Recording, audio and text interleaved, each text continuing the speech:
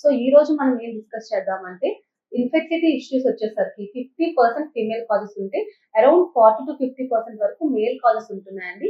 So when should men go for semen analysis? Hello everyone, I'm doctor Swarna, gynaecologist, fertility consultant, Medsy hospital, Vizianagaram branch.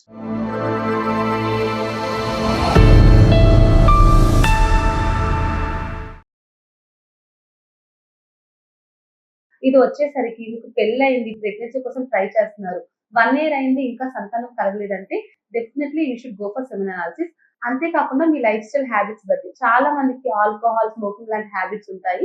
అలాంటి వాళ్ళు చేయించుకోవాలి. And obesity ఉన్న వాళ్ళు, chronic stress, ఎక్కువగా stress తీసుకునే వాళ్ళు, చాలా మంది నైట్ షిఫ్ట్ చేస్తూ ఉంటారు, వాళ్ళలో ప్రాపర్ గా స్లీప్ ఉండదు. అలాంటి వాళ్ళు మీరందరూ సెమెన్ అనాలిసిస్ చేయించుకోవాలి.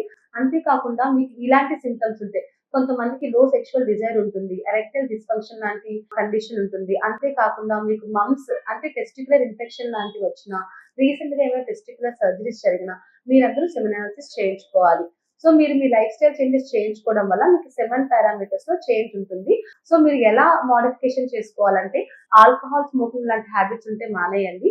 హాట్ క్లైమేట్ లో పనిచేసే వాళ్ళు హాట్ క్లైమేట్ కొంచెం అవాయిడ్ చేయండి. స్ట్రెస్ ఎక్కువ తీసుకునే వాళ్ళు స్ట్రెస్ తగ్గించుకోవడానికి వేరే ఏమైనా రెమెడీస్ తీసుకోండి. డాన్స్ చేసుకోవడం, మీకు ఇష్టమైన అదర్ యాక్టివిటీస్ లో ఫాలో అవ్వడం కానీ చేయండి.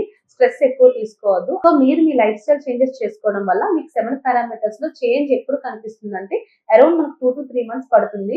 మీరు జస్ట్ స్టార్ట్ చేశారు, 1 month అయింది, మళ్ళీ చెక్ చేసుకున్నారు, ఏం మార్పు లేదు సెమెన్ అనాలిసిస్ లో అంటే పానిక్ అవ్వద్దు. బికాస్ మనకి స్పర్మ్ ఫార్మేషన్ 7 to 2 days పడుతుంది, అంటే అరౌండ్ 2 to 3 months పడుతుంది.